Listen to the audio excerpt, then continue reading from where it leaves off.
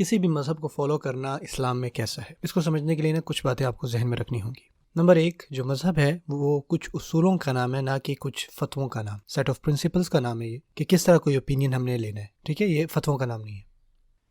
آج کے دور میں جو سب سے زیادہ مس انڈرسٹوڈ بات ہے نا مذہب کے حوالے سے وہ یہی ہے، کوئی بھی اس طرح کی چیز نہیں ہے کہ یہ جو مذہب ہے نا وہ سیٹ آف اوپینینز کا نام ہو۔ یعنی آپ یہ کہیں کہ اگر آپ شافعی ہیں تو آپ نے یہ کرنا ہے، اگر آپ حنفی ہیں تو آپ نے صرف یہ کرنا ہے۔ یہ مذہب نہیں، یہ مذہب کی ڈیفینیشن نہیں ہے۔ کسی بھی عالم نے اس کو اس طرح نہیں سمجھا۔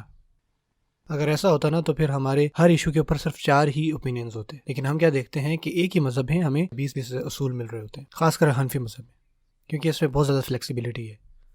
بعض اوقات آپ دیکھیں گے آپ کو 20 یا 30 اوپینینز ملیں گے ایک ہی مسئلے پر، لیکن بعض اوقات لوگ یہ سوچتے ہیں کہ آپ اگر حنفی ہیں تو آپ کو یہ کرنا ہوگا، ٹھیک ہے۔ مذہب جو ہے وہ سیٹ آف اصول ہے، نہ کہ سیٹ آف فتاوا۔ سب سے پہلی بات یہ ہے۔ دوسری بات یہ کہ مذہب کو فالو کرنے کی جو رولنگ ہے نا یہ ڈیفر کرتی ہے پرسن ٹو پرسن، یہ آپ کی استطاعت پر بھی ڈیپینڈنٹ ہے کہ آپ کا لیول کیا ہے۔ یہ ایسا نہیں کہ ایک ہی سائز تمام کو فٹ کیا جائے گا، نہیں۔ نمبر 3، کسی بھی مذہب کو فالو کرنا یہ آپ کے ایمان، آپ کے فیتھ، آپ کے عقیدے کا ایشو نہیں ہے، یہ اس کا مسئلہ نہیں ہے۔ آپ یہ نہیں کہہ سکتے کہ کوئی بندہ گنہگار ہے کہ ان کو اس مسئلے کی یہ سمجھ آئی ہے، یہ ناممکن ہے کہنا کہ یہ آپ کنڈیشن لگا دو اور کسی بھی بندے کو گنہگار کہہ دو، عاصم کہہ دو، یہ غلط ہے۔ چاہے وہ تقلید کر رہے ہوں، چاہے وہ تقلید نہ کر رہے ہوں، چاہے وہ مذہب کو فالو کرتے ہوں یا نہ کرتے ہوں۔ اگر کوئی مسلمان کہتا ہے کہ دیکھیں میں کوئی مذہب نہیں فالو کروں گا، تو آپ اس بندے کو گنہگار نہیں ٹھہرا سکتے، کیونکہ یہ ایمان کی کنڈیشن نہیں ہے جو اللہ اور اس کے رسول صلی اللہ علیہ وسلم نے ہمیں دی ہے۔ یہ ایشو ہے بیسیکلی کیسے ہم فقہ کو سمجھ سکتے ہیں، یہ ایمان کا مسئلہ نہیں ہے۔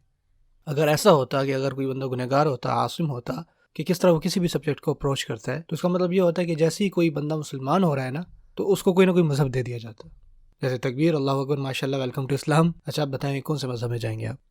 کیونکہ اگر وہ خدا نخواستہ اسی رات فوت ہو گیا، اصولی پرسپیکٹو سے ذرا اس کو سمجھیں، اگر وہ اسی رات فوت ہو جائے تو آپ کہیں گے وہ تو گنہگار ہے، اس کا کوئی تو مذہب ہی نہیں ہے۔ اگر آپ اس کو ایسا سمجھنا چاہتے ہیں کہ کوئی بندہ گنہگار ہو جاتا ہے اگر وہ کسی مذہب کو فالو نہیں کرتا، تو پھر آپ نے اس بندے کو گنہگار مار دیا۔ یہ ایمان کا ایشو نہیں ہے، بلکہ یہ ایشو ہے کہ آپ کس طرح اس چیز کو بہتر سمجھتے ہیں۔